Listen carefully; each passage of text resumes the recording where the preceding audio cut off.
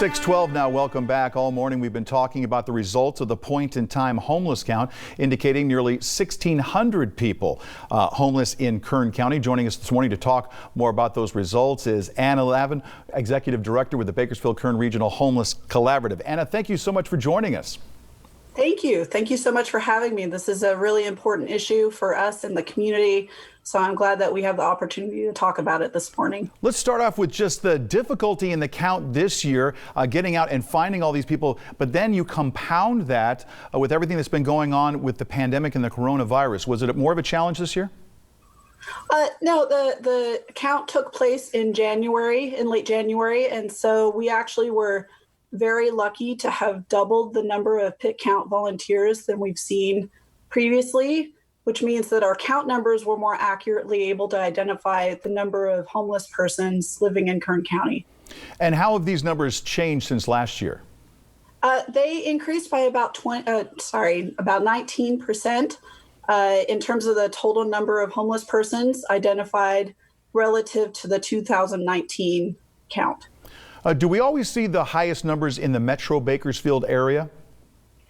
Generally, yes. About 9 out of 10 homeless persons live or are homeless, rather, in Kern County, and they're located in Bakersfield.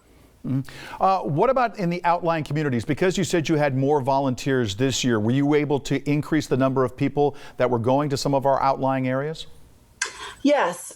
In addition to having additional volunteers in our rural communities as well, we were able to implement technology. So everyone had a survey app on their phone, which made it very easy, very user-friendly for those volunteers to be able to access and get that information to us very, very quickly. For people who don't know or don't understand the process, how difficult is it to do this count each year in the time that you have allotted to do it? Well, we have a 12-hour period of time. The evening before, we count those who are living in emergency shelters. Those are obviously easier to access because we go to those campus sites. And then in the early morning at 4 a.m., the next morning, we begin the count with teams. Again, we were able to use technology this year that really changed our ability to deploy all of those volunteers. But of course, we want to give much thanks to our providers and our sponsors, Adventist, Kern Behavioral Health and Recovery Services, and the Mission, because of course, any event that takes place that involves hundreds of volunteers is a large undertaking and requires a lot of organizational skills. You know, there are many people out there that have their own opinions about whether that number, whether it's too low, too high, given the short amount of time that you have and the fact that people move around so much, the ones that aren't in shelters. How accurate of a number do you believe that number is? Well, this year, as with last year, we had a substantial increase with volunteers. And so we believe that the numbers from the last couple of years are more accurate than we've seen in previous years for that reason, because it does take a lot of volunteers to do an accurate census count.